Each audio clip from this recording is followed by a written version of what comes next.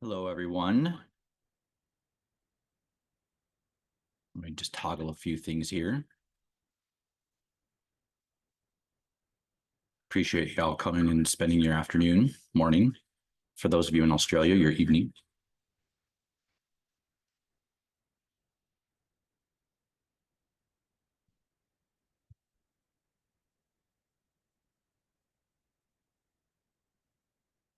See, there's a few more people coming in. We'll give it just a few more seconds before we get started.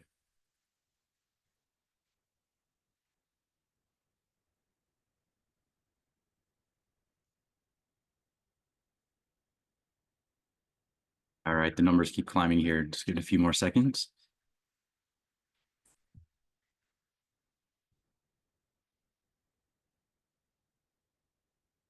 All right, let's get started.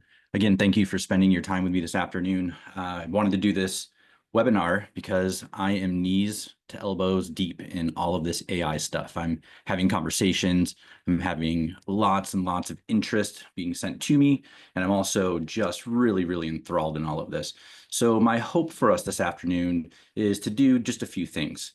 Before we get too far into it, however, I want to make sure that we're doing a little bit of housekeeping. Everyone's going to get a recording of this. You're going to have this exact slide deck set to you. My voice is going to be in it. You're going to see my video. You're going to have all of these things to you. So feel like take notes, sure, but don't feel like you have to take a lot of notes. Also, there is a questions and answers button at the bottom of your Zoom, and feel free to loft questions my way. Throw them in there. I'll probably save them to the end. There's a chance I'll answer them throughout our time together this afternoon. But most importantly, I just want as many questions as I can get because I can also reach out to you individually. I can send them an email to everyone that attended, and I can even attach a document as I send out this slide as well. A quick intro. So I'm Dr. Chris Barnes. I'm a licensed clinical psychologist. I've been doing this for 14 years. I own a group practice in Kalamazoo, Michigan, and I'm also just developing all kinds of cool things. About 2 years ago, I started something called the Lazy Psychologist. It was a whim. And I was working with a lot of practices, many clinicians, and we were working on automation. We were working on integrating AI responsibly into their practice, into their workflows. And as a result of that, I started thinking, I'm doing all these things for all these people. I have these problems. These clinicians have these problems. And I think that there's something here, and I think there's a way to do some things super responsibly. And so you'll see throughout all the slides, PsychAssist in the bottom corner, that is a company that I'm building. It is an AI end-to-end platform. And this presentation is not fully about that. This presentation is about a lot of the information I've obtained throughout the building of this. Me and my team, we think through things really deeply, and we want to make sure that we're doing right by the patient. And as a result of that, a lot of things have come up. People have asked lots of questions. I've been working with people, learning about their practice, learning about their workflow, and many themes keep coming up. And so my hope is that this webinar, my experience, not only as a clinician, but certainly as a tech founder as well, clinician first, tech founder second, that we can have a discussion about the risks, the dangers that some of these AI tools that are out there, mine included, and what those risks are, how we can serve to mitigate them, and what you as a user can be paying attention to. Today's agenda is really, we got about an hour, and I wanted to spend a chunk of this time talking about the dangers of AI, particularly as it refers to writing reports and using it in our clinical workflow. We're going to go through a brief demo just to outline how context is everything, how we can think about things in a secure way, how we can use this tool that is available to us, AI, in a compliant way, and how at the end of the day, context is everything. And you're going to hear me say that a lot throughout our time together this afternoon or morning. And the goal is to think about AI in a curious way. This isn't supposed to produce tech panic. Rather, I want to encourage you to have some tech curiosity and to approach things in a really intelligent and objective way. We'll spend a little bit of time also talking about how this may play out in the future. AI is getting faster, it's getting cheaper, it's not going anywhere. And I just was checking a feed before I jumped onto this webinar about how OpenAI is now opening up their memory to have access to all your conversations with it if you have an account with them. And so it just goes to show that we're getting better and better with these models, and they're just going to keep growing exponentially. And I don't think it's going anywhere. So whether you choose to use it or not, I think it's really important to be aware of the inherent risks that are associated with this tool.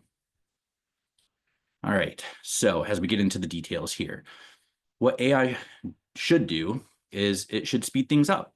And what it typically does is it creates some clarity. It does that sometimes with losing depth and sometimes without losing depth. But what it ends up doing is it will polish text. AI is a great writer, but at times it will lose nuance.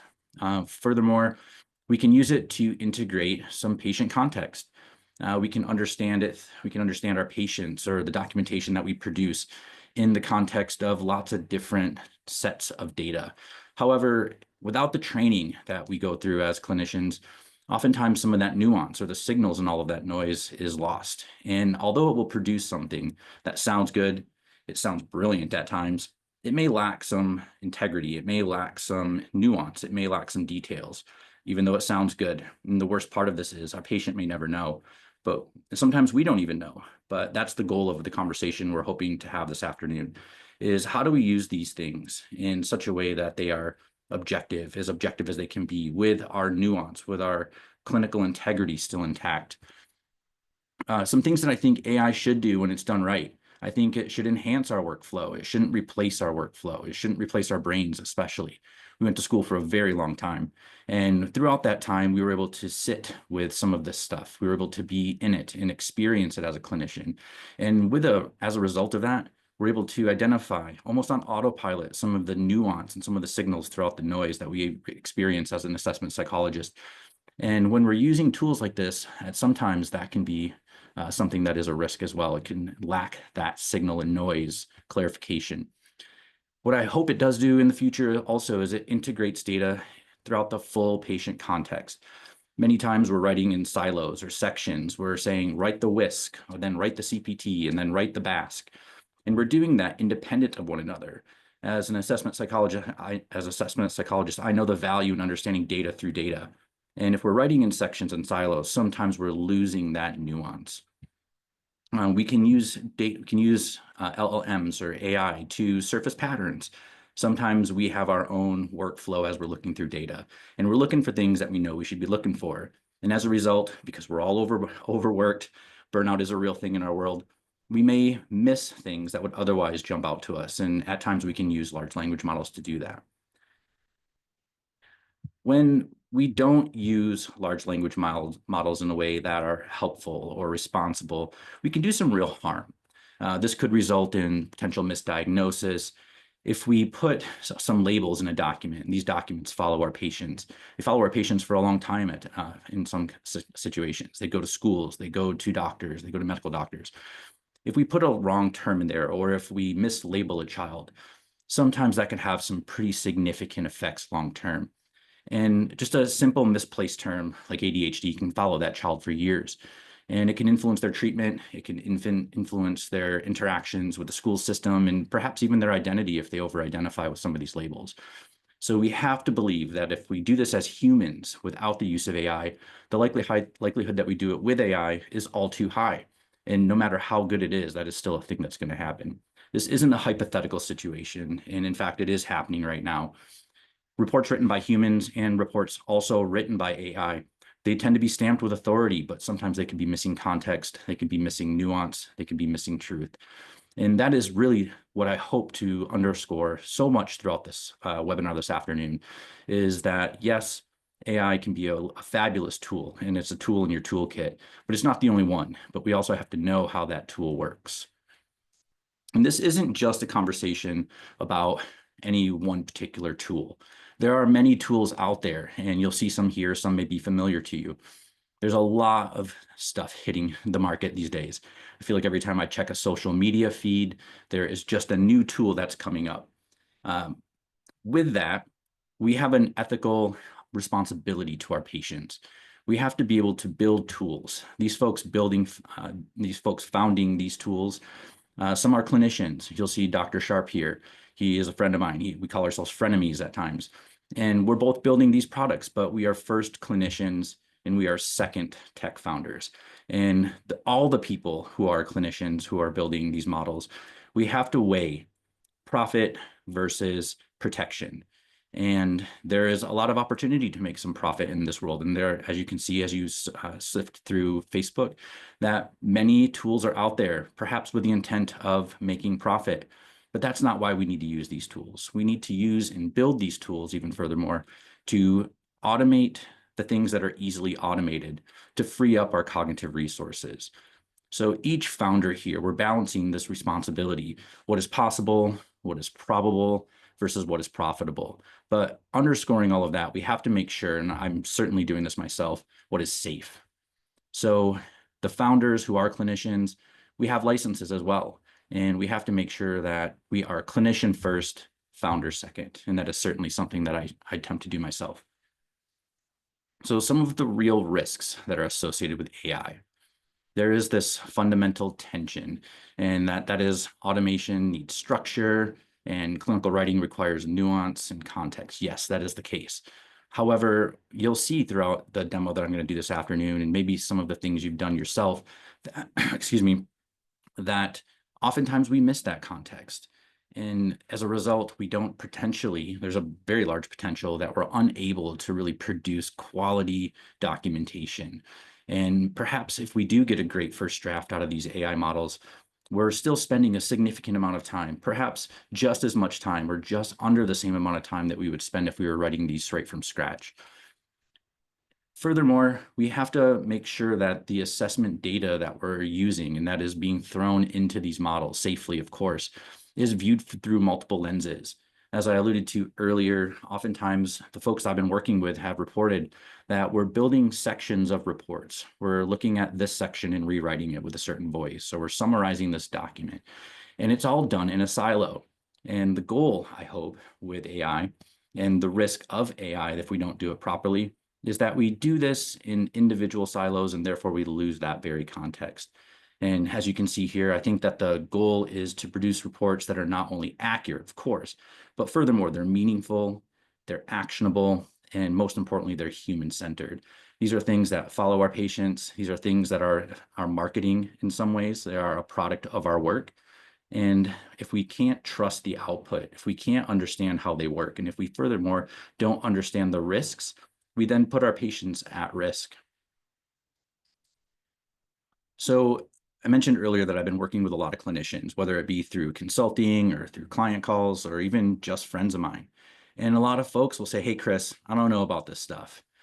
This AI stuff, it's a little bit too much. Is it going to take over our job? It's scary. It's risky. It takes a lot of energy. There's all of these things that people respond to me with and have conversations with me about. And here are just some of the most salient ones that I thought of as I was putting this webinar together. I've heard repeatedly that, but I already have a system that works and it's not AI or maybe even is AI. And my immediate reaction to that is you probably do have a system. All of us have a system. Those systems range from copying and pasting out of a Google Doc that's 300 pages long or a recommendations bank. It could very well be a lot of prompts that we have that we feel really confident about.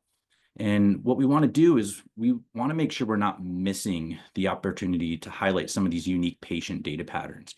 And furthermore, and I know that this is not necessarily the main thing that we think about as clinicians and practice owners, but certainly it is something that we do, is the idea of, do we capture more revenue? Are we capping our revenue at some level? And some of these workflows that I've been witness to and actually have helped build better, I hope better workflows, may serve as a way to reduce the cap to that revenue. Another thing I hear is, Chris, I've got great prompts. I really, really like my prompts. And again, my immediate reaction to that is, does this prompting take into consideration all of the data, not just what you're giving it? And we know that data in isolation alone is nothing. When we can incorporate the background, we can incorporate some collateral reports or behavioral observations, when we can include some insights, we can certainly take into consideration all of that in a really interesting and intelligent way. And perhaps certain workflows or certain prompts that we're using right now may not very well do that. I love this one. AI is a better writer than I am. It certainly is. In fact, it puts out some really wonderful things. I am amazed at some of the output that I get from some of these large language models. It writes way better than me. And although it can write better, and again, you're going to hear me say this a lot, Does it have everything? Is it cohesive? Although it can create some intelligent voice in that documentation that's output, just because it's a better writer doesn't mean that it can engage the critical thinking and this clinical understanding that we have put so much time and energy into through our training, through our experience. And although it is a better writer, I'll give it that. But can it replace our finding signal and noise? I'm not so sure that it can, unless it's used really responsibly and intellectually. Furthermore, sort of alluding to the 1-2 above this, I have a prompt library. I have one for each test. It's fast, it's consistent, and I just always refer to this. That's wonderful. And I'm really, really happy that you put time and energy into creating these prompts. But oftentimes it's in isolation. If we have a test that has the certain set of data, we can understand that. We can write about it in a way that feels good, that puts out a good product or a good sounding product. It sounds brilliant. But if it doesn't integrate all of the data that we have, so we understand data through data, we may be doing ourselves, and furthermore, and perhaps even more, and definitely more importantly, we're doing our patients a disjustice. Anyone who knows me well knows that I'm a sucker for a good acronym. So as I was thinking through this, I was thinking of like the SPICE framework. And just like every recipe, particularly spicy recipes that have some good ingredients, we need all of them because there's synergy when all of them are present. It isn't 1 + 1 = 2. It's 1 + 1 = 5. And when we're using this framework of SPICE, if we're missing one, everything falls apart. We have to make sure that we're thinking through all of these things. These things are the structured prompting. We have professional judgment. We have integration. We have context, and we have this ethical accountability. If you use 4 of the 5, okay. But 5 of 5 is way better than okay. It puts us in a position to create really robust output. It gives us an opportunity to serve our patients in a way that's really meaningful. And in fact, it's better for the patient because what it does is it gives them something that's about them. They're not in silos. So I don't think any one of these particular ingredients in this framework should be in a silo as well. Here's a lot of fears that I hear as well. In fact, anyone who attended my previous webinar in February, you've seen this slide. And many of these fears that come up in conversations or they've been sent to me refer to compliance and security.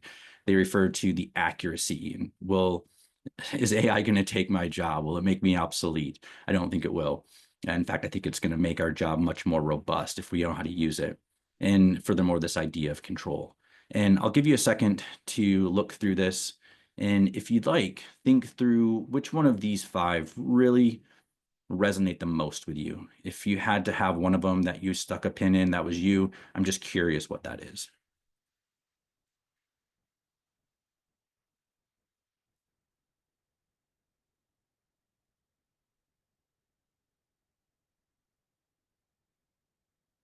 Many of you are probably saying, well, all of them apply to me, and I do agree. When we can think about the one, maybe the 1 or 2, if we want to give ourselves some latitude, there's specific things that we can be doing to gather information around this. We can gather information from the tools we use. We can do our own research. And then we can put some boundaries and some barriers in our workflows. We can think about how we can protect our patients, how we can protect our licenses, how we can protect all the moving parts of our work, of our profession. And with that, how we can protect our profession. There's an unfortunate stereotype about psychologists. In fact, when I'm working with patients, I'll say some things every once in a while, and I go, oh my God, I did not do my profession any justice by saying that. And it's a stylistic thing, of course.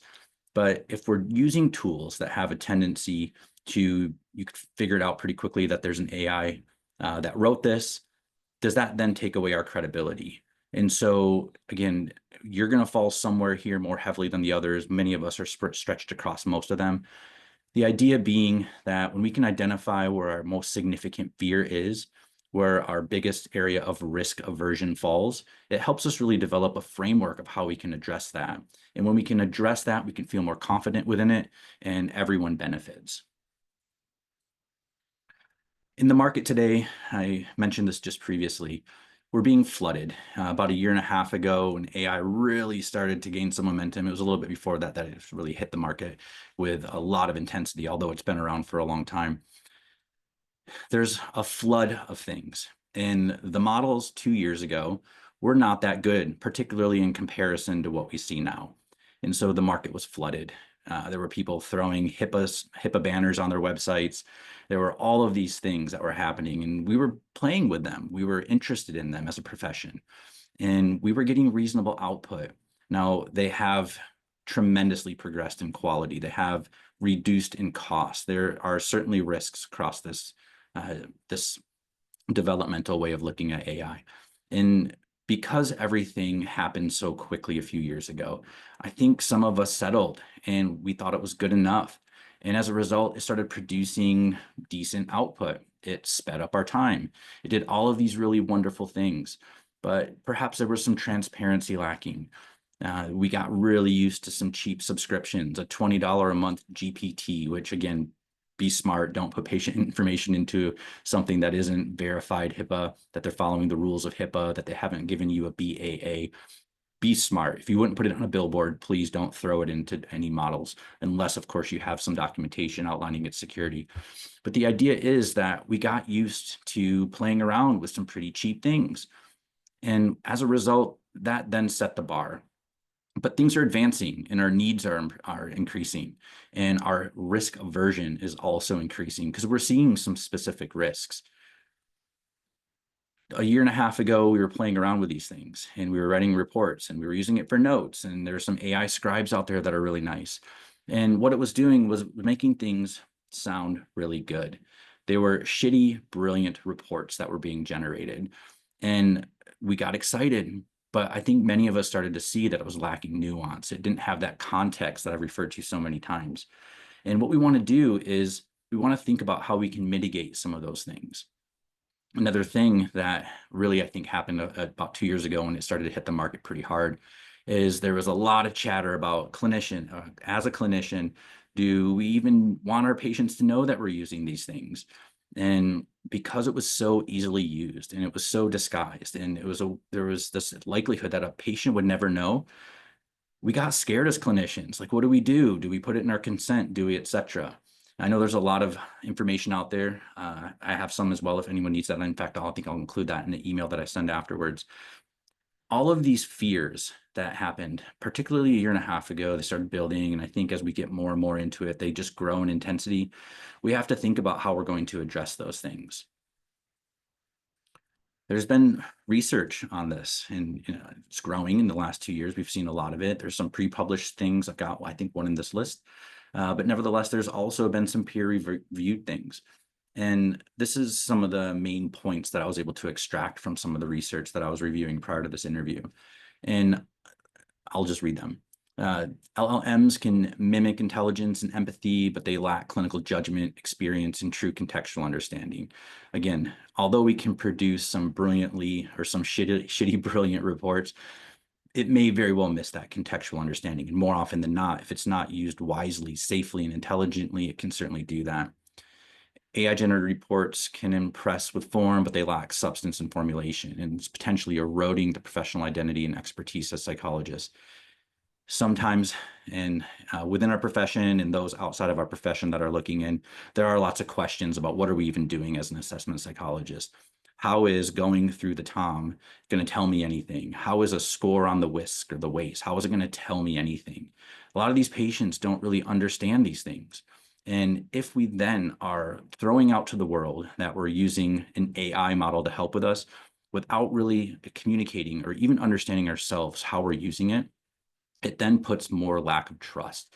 And that is a risk to the patients, certainly, because they won't take what we say. They won't appreciate the nuance that we put into these things, even if it's accurate, because there is this, hey, they used an AI connotation associated with it. Another is that there is no current regulatory framework ensuring the validity or ethics of LLM, the use of it in diagnostic reporting. And this goes without saying, if you're putting your name on it, then there are lots of liability things that we have to consider as a result of those inaccuracies. And I know in my graduate program and many of yours, there was a huge emphasis on the cultural and contextual understanding and how essential that really is in the assessment that we're doing. And this is just another area where AI continues to fall short. If you, like I said, I mentioned that I'll send these to you, and you can do a pretty quick search and come up with many of them your own.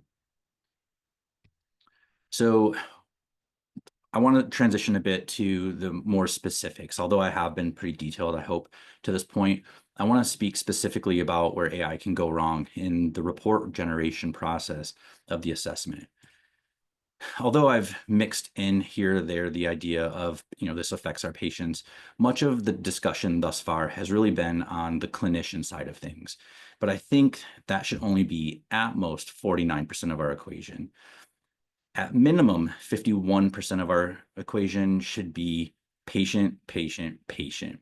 We have to think about the patient impact. There are misdiagnoses that can occur. Treatment plans can be made on hallucinated or fabricated histories or these things that happen with LLMs.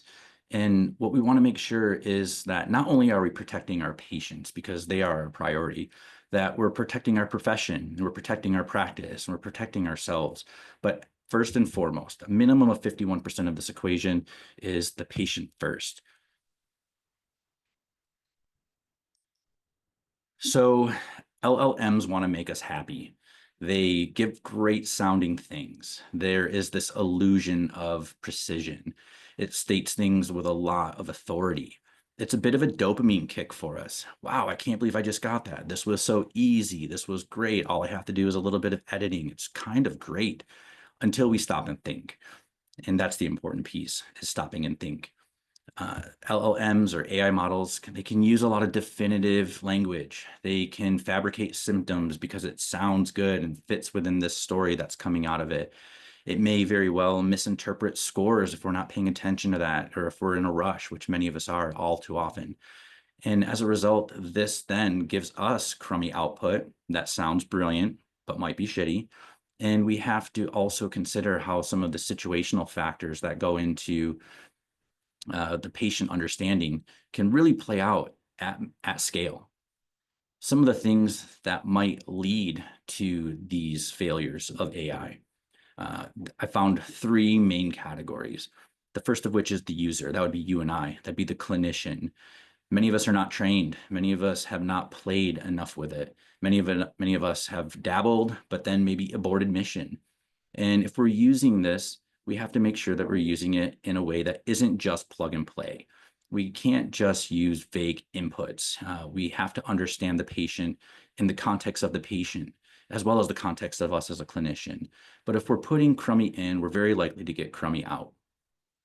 Another idea is this idea of training. And I think about the training of us. We went to school for a super long time. It's a bit masochistic of us, but we all made it through. And we spent so much time going to school to develop this expertise. And LLMs aren't going to graduate school. They are going to world school. They have access to all the information. And as a result of that, it can be difficult for a large language model to replicate the nuance or our clinical experience that then leads to our judgment. And once again, the contextual understanding that comes from real clinical and the supervised experience that we get through our training, it's nearly impossible to replicate. The tools themselves, they prioritize fluency over factual accuracy. Like I mentioned before, they want to make us happy. It's a dopamine kick seeing some of these things come out so quickly. But these are high stakes situations, and some are more high stakes than others, but they're all high stakes nevertheless. And in these clinical and educational and forensic things that we work with, these services we provide, we can't risk the tool just making it sound good because these are people's lives that we're working with. When we think about what bad AI looks like, here's just a short list of some of the things that could happen as a result. And I want to be clear that these aren't the only variables that are involved, but yet nevertheless, these are some of the more likely things that you'll see. We've all heard the word hallucinations, and as psychologists, we think about different things. Nevertheless, LLMs certainly do the same thing because they want us to be happy, because I hate to anthropomorphize them, but nevertheless, they want us to be happy. They write things as though it's fact. They want to sound definitive. And within that can create bias. It can have overconfidence. There may be some false coherence. Although it may sound smooth and confident, it gives this illusion of understanding where perhaps we just don't simply have that information, but it makes a good story. It can fragment our information. It can oversimplify things. A patient is not a set of scores. It is the scores that we get from the patient that is just a small microcosm of their functioning. And rather than focusing on this score description, we have to make sure we're focusing on the meaning. And at times, because there's less context put into these models, we run the risk of that. And hypothesis testing, because it wants us to be happy, it writes really brilliantly, it wants it to sound good, it doesn't want to have to do it again, so to speak. We don't necessarily get the opportunity to run through our differentials. Hey, you have these scores here and these scores here. It's likely that X, Y, or Z is the diagnostic result. And then the idea is, well, what's next? How do we think about this through the lens of the rule ins and the rule outs?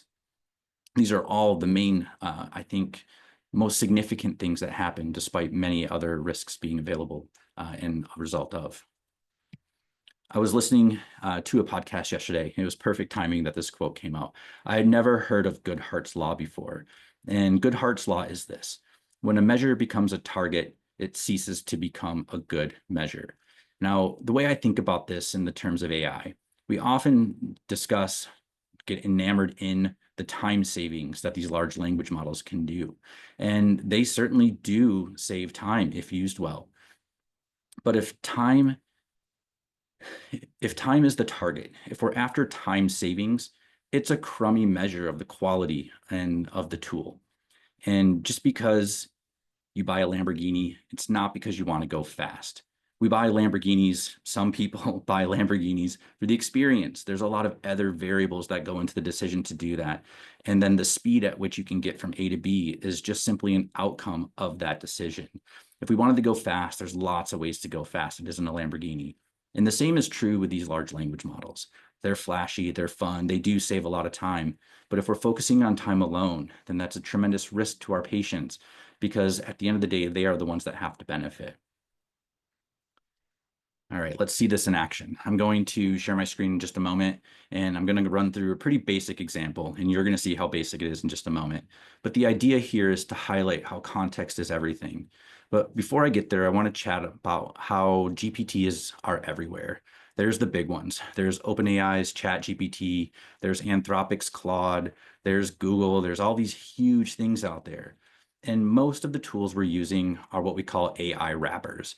If you've ever thrown something into a tool, whether it was OpenAI's ChatGPT or one of the other proprietary things that people are building for our profession, and you've gotten an interesting response, it says things a certain way, or all of a sudden it gets this idea and you're like, wait a minute, this sounds so bizarre. Well, it's likely that those programs that you're using have a lot of prompts, a prompt hierarchy that this information goes through, and then it returns what a large language or ChatGPT, for example, returns. And this is making me giggle, because the idea being that we call those shock prompts. And many of the tools that are out there don't use shock prompt protection, it's a mouthful, or learning history. It just takes your information, it sends it, it returns it, and gives it back to you. And this is a tremendous risk in the field, because there are so many things coming out, so many wonderful products that people are making from like their heart. They're really trying to do our profession well. If we're seeing it as a wrapper, treating it as a wrapper, but you're not understanding it and how wrappers work, these are things that could really run a significant risk. All right, so bear with me for 1 second as I share my screen. I do see lots of questions coming in. I'm trying to race through this.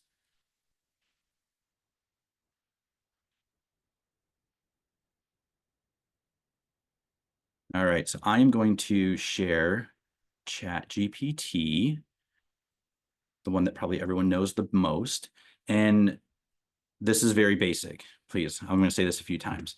And what we're going to do here is I have some text I'm going to transfer over.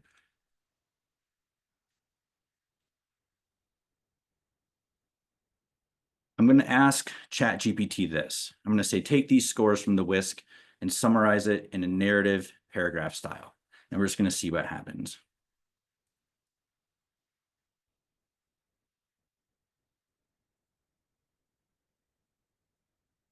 All right, you'll see these double carets in there. That's a rule that I have in mind. So please bear with me on that. But it produces something that sounds reasonable. It sounds okay. And it was quick. We gave it 5 scores, 6 scores, and it produced a paragraph. It produced something that's accurate, but it's in isolation. And again, bear with me with this basic example. But let's see what happens when we add some context.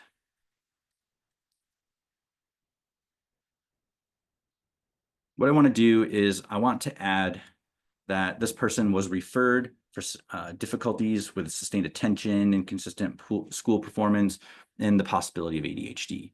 So what I'm hoping to communicate here is that when we start to add some nuance, we start to get some more robust and some more nuanced output.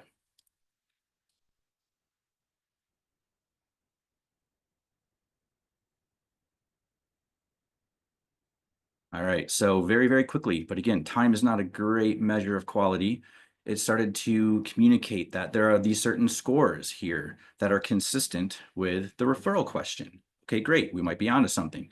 This is a much more robust output that very likely, in this hypothetical situation, provides a little more nuance about our patient. Let's take it one step further. What we're gonna do now is add some family history and some other contextual information.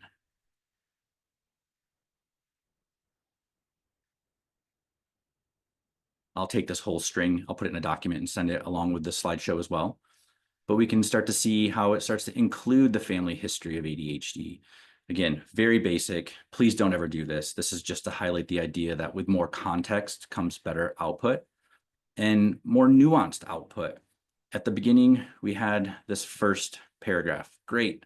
What it did is it summarized the scores. That's lovely. But scores themselves in isolation mean nothing. When we can add some contextual things, such as the referral question, some family history, we can get some more robust, patient-centered, patient-helpful information that these patients can use. Lastly,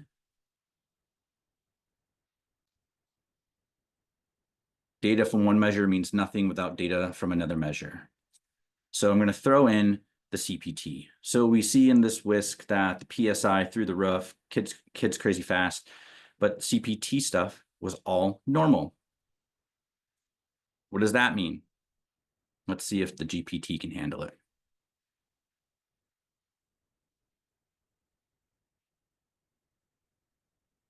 There we go. This suggests that while they may not appear inattentive, and this very well may be inconsistent though. So this person has this cognitive processing speed. It's through the roof, and they don't show any evidence of impairment when we're using a CPT. And everyone has their ideas about CPT. I totally get it. But nevertheless, we're able to understand that data in isolation is nothing. Data with environmental and historical context, it adds a lot of great information. But when we can start putting all of these things together, context makes everything. All right, I'm going to get back to this presentation. I see some more questions rolling in about this. That's great.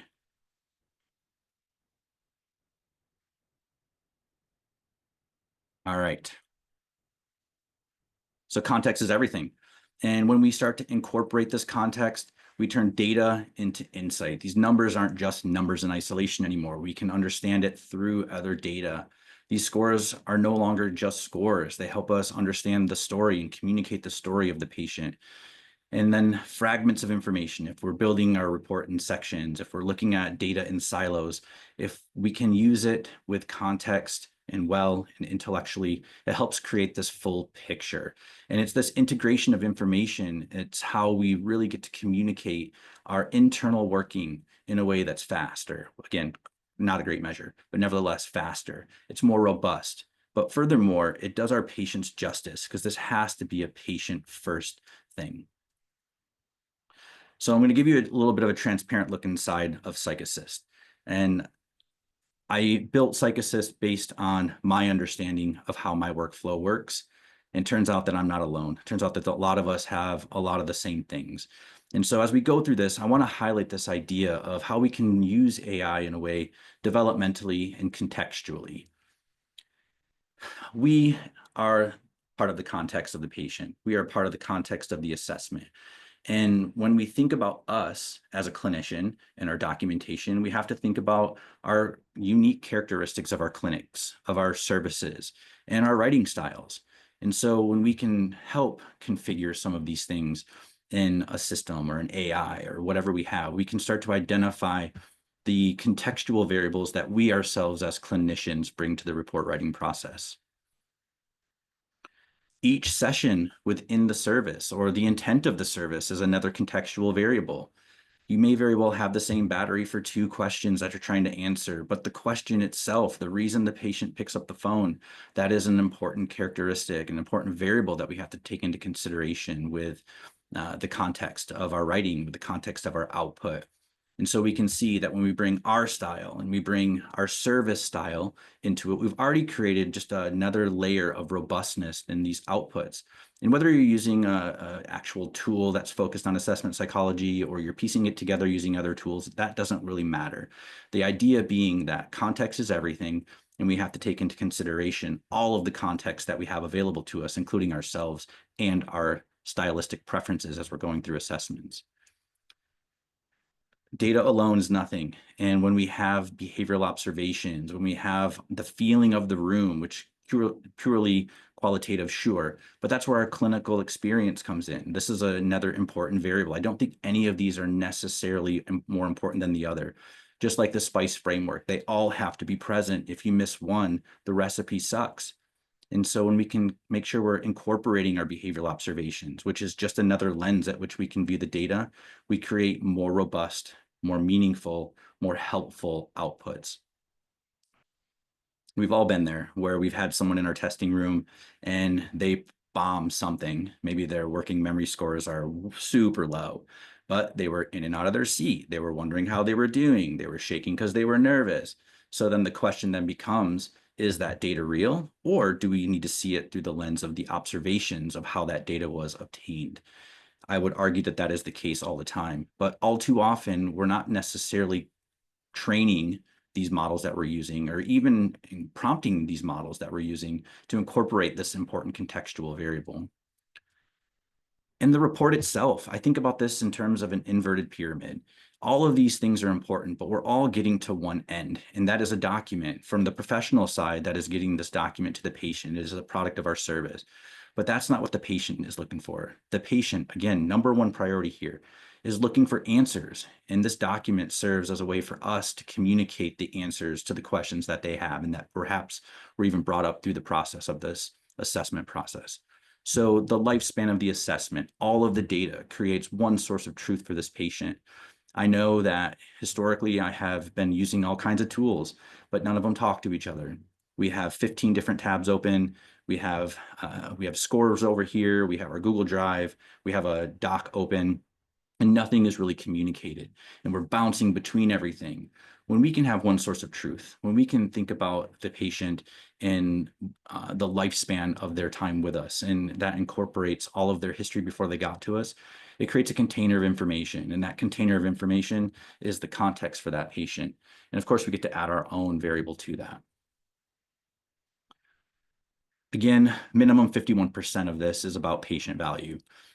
I think about one source of truth. I think about that hierarchical configuration that I showed you. We walked through those steps of the U component of the observations and the data and the patient component. When we can make sure that we're thinking about how we can configure those things hierarchically, we understand that every clinic is different and is going to do it a different way, and that each patient themselves is unique. And so as we start to mix all of these variables up in the equation, there's so many potential outcomes, but you yourself as a clinician are unique, and we want to make sure that your output is satisfactory to you. I also think about the dynamic way we obtain information. When I think about this, I think about the example of sending an intake form. I've been there. I'm sure many of you have been there as well. We'll send an intake form. We'll hopefully review it before the patient comes in for the interview. We'll give the interview. usually asking many of the same questions that were on that intake form. And we're going through things 2 or 3 times. And then we get either halfway through the interview to the end of the interview, and we're thinking, man, I really wish I'd have sent the GAD or some sort of screener to get some more information, to get a little more signal from the noise. I think there's ways to add patient value through allowing AI to not focus on the writing piece of it, but to focus on some really easy thinking pieces of it. If a patient is filling out their information and maybe an AI model is watching it and it smells trauma, or it thinks that, whoa, there's maybe some sleep issues, or we're seeing these medications, maybe we need to get some more information preliminarily to this intake interview. There's ways for AI to do that. And what this does is it increases our ability to find patterns. And our job is indeed pattern recognition. Future forward, I think about adding patient value through using sort of the oracle in our practice, a place where we can get and ask a question about a patient. Because all of the information is in one source of truth, we might be able to query that source of truth and say, hey, tell me about Timmy's mom and dad's relationship. Tell me about Timmy's educational stuff. And what that does is, although I will refer to time, again, crappy measure, we want to think about how can we quickly find this information without having to remember the patient's maybe last name, or maybe you have 2 patients with similar names, finding that information, scrolling that information, reading that information. And so when we can think about LLMs, AI, it's not just about writing. It's about how can we leverage it outside of writing in a way to make us more efficient, to then serve our patients better. It gives more of us and more of our cognitive load, and it makes it available for them. So I've alluded several times throughout this that I get lots of questions. And I'm sure maybe some of you have seen some of these. I've seen them posted in Facebook groups. And I think it's notable to make sure that we're addressing them here. Many people talk about HIPAA. Talk about HIPAA all the time. It's the big scary thing. We always go worst case scenario, orange jumpsuits, etc. And because I see a HIPAA compliant logo, what else should I be looking for? And I say, wait a minute, HIPAA logo, great. That means they're following a certain set of rules. But other than that, it doesn't really mean anything. There's no certification necessarily. So as you're going through some of the things that are out there, I think it's important as a clinician to protect your patients, but also to protect yourselves. You know, we're putting our licenses, some of these founders who are clinicians, we're putting our licenses in front of these things. It's important to make sure that you're looking for third-party audits to keep your patients' data safe, to make sure that they're putting checks and they're putting all of these things in line to make sure that output certainly is in line with what they hope and is real. Do we communicate this to our clients or not? I think I'll send this to you as well. The layers of consent here. It ranges everything from, nope, I don't tell them I use Google as email. I don't tell them I'm using Microsoft Word as a document editor. Why would I talk about what internet provider I'm using or what AI tool am I doing? And that then ranges all the way to, yes, tell them everything. It's important for them to know. And no matter where you fall on that continuum, it's important to think about, yes, do we or don't we? We don't have to, but we might want to. I think about I've had 2 surgeries in my life, and I never walked into the surgeon's office and said, please tell me the make and the model of the scalpel that this person will hand you in the middle of my procedure. I don't care. My surgeon has a fiduciary responsibility to me to make sure that I am safe and that I can do this without as many complications as they can prevent. And I think that as clinicians, we have to think that through as well. All too often, the over disclosure of things, I think, satisfies our own anxiety. And that's the point, that there is a lot of anxiety about the use of AI. And we have to think through very critically about how and why we would consent. I'm not saying it's good. I'm not saying it's bad. But the reason we decide to do or not to do things is an important thing, because as I was mentioning earlier on in this presentation, if patients identify that we're using something, but yet we don't give them enough information or they don't understand it enough, there's a potential that they devalue our work despite it being quite good. Another question is, who owns the data here? And first and foremost, the patient owns the data. We are stewards of that data. But nevertheless, this is a concern. And as you're going through some of these models, you're considering them to use them. There's plenty of them out there. There's great ones out there. we want to think about, how do I own this data, and how do I get this, and how do I understand how it's used, shared, stored, etc. If you can't get that information, consider it a red flag. A big question that was asked to me. I was at NASP in Seattle earlier this year, and the number one question was, what model are you using, Chris? And it can be a mixed bag of things. And we're using Anthropic Claude heavily, but it is also a matrix of things. Certain models are good for certain things. Other models are good for other things. And if you're considering using a tool and you're asking some intelligent questions like, what model are you using? How are you using it? Where is the data stored? And you're not getting a great answer, that is also another flag that you want to pay attention to.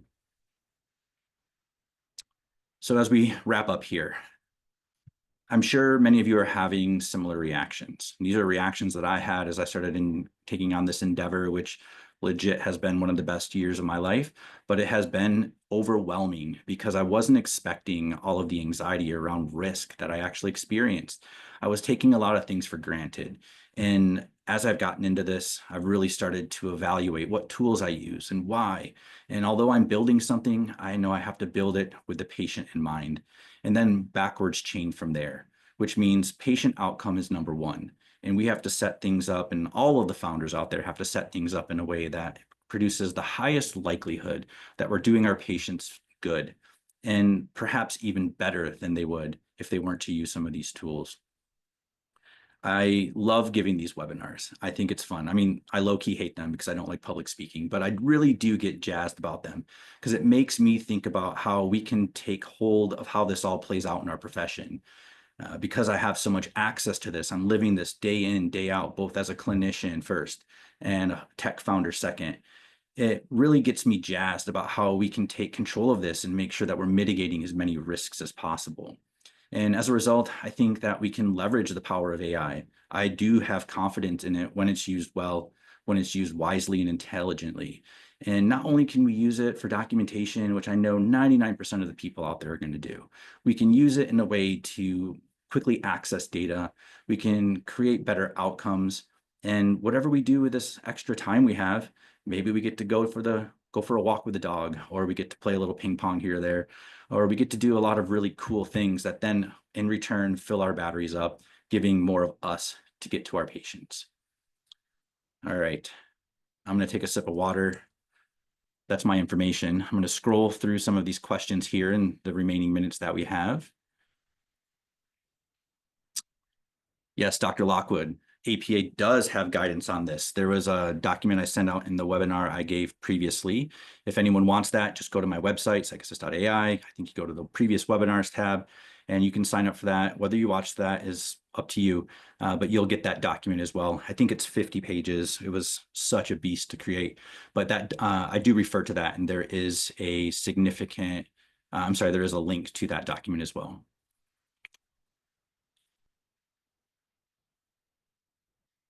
Great question. Audrey asks, do we share the risks of AI with our patients? Well, seems like a stylistic choice. And as I alluded to earlier, that may be a consideration. Not the consideration I have coming to my mind is this. Why are we feeling like we need to? Is that an us thing? Is that a them thing? Is it a protection thing? And if we can justify our decisions, regardless of what that decision is, and it sits within the safety of the patient, because there are risks with sharing risks. Although we do have an obligation to share some risks, do we have to share all the risks? This seems like a stylistic thing, but certainly something that should be in consideration.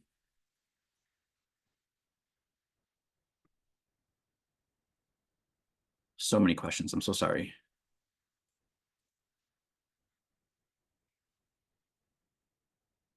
Okay. The question is this. Primary concern about AI is accuracy of summaries of intake notes and testing data. Yes, 100%. When we maybe upload a PDF into some of these models that are good, it has a tendency to mistranscribe things. It has a tendency to misunderstand things at times, and then treats it as the truth, and then creates output based on what it believes that truth is. There's a lot of ways to go about this, and I've incorporated something into mine that helps mitigate that. there's lots of checks and there's lots of ways to confirm and disconfirm data, edit data, et cetera, but that's not why we're here. There is 100% opportunity. There's 100% likelihood that that's going to occur at least once as you're using a model. Knowing that is the first step. Knowing that sets you up for success because it gives you more reason to be sieving through things. I think AI output is a really fabulous first draft. Everything requires some editing, sometimes more than others. Sometimes a patient is more complex. Sometimes a model hallucinates. Sometimes there are these things that you don't expect. And as we went through these risks today, this being another one to incorporate into that list, we know what to be looking for. We know that if we're potentially putting ourselves in a position where it may misread a 6 for an 8 or an 8 for a 6, then we may have to go through and do that. Now, again, there are ways to mitigate those risks. The risks I described today are for your understanding so you can develop ways to mitigate those risks. Certain platforms have them built in. And if you're using some other platforms and they're not built in, you should be asking, then you may want to consider setting up part of that into your workflow as well. At the end of the day, the patient needs a great outcome. That's why we do this. And if we aren't paying attention to these risks, if we're not putting some checks and balances into that process, then I think there's risk that goes around for everyone.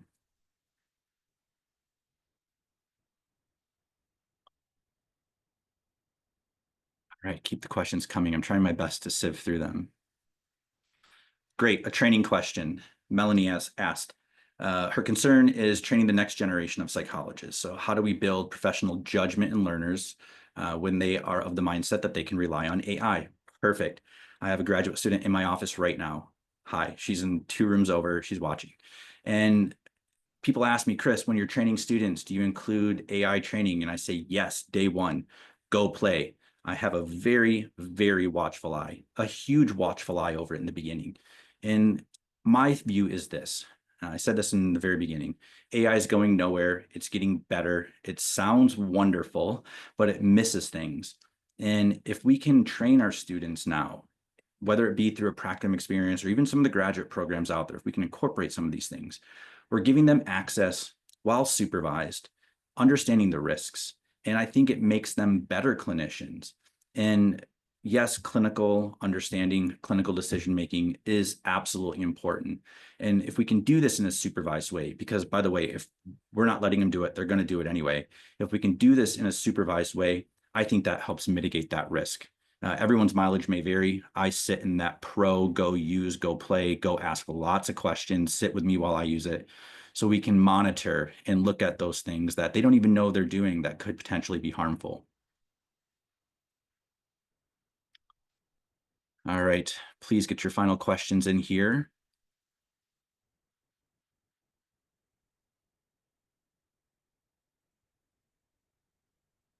All right, there's a question. I'm so glad I saw this. I skipped over it earlier. The idea about AI detectors. Perfect. This goes right in line with something I was describing earlier about the risk to our profession. There may be, I think there are some not so rosy stereotypes about psychologists and psychological testing in general. Whether it's right or wrong, I don't know. But the idea being that a patient comes to us, we put them through this psychological waterboarding exercise, their brains are bleeding afterwards, it's not so fun, and they don't know what they're doing. They don't have an understanding of how it all shakes out.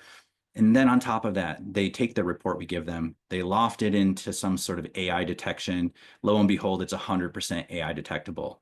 Well, what did we just do? We wasted their time, probably wasted their money, and we did them some disservice because even if that report is as accurate gets, nothing could be better. There is no trust in it. And then as a result, that's the gigantic risk that we pose to the patient and they lose, not us. All right. Because we're getting to the end here, I'm going to wrap this up.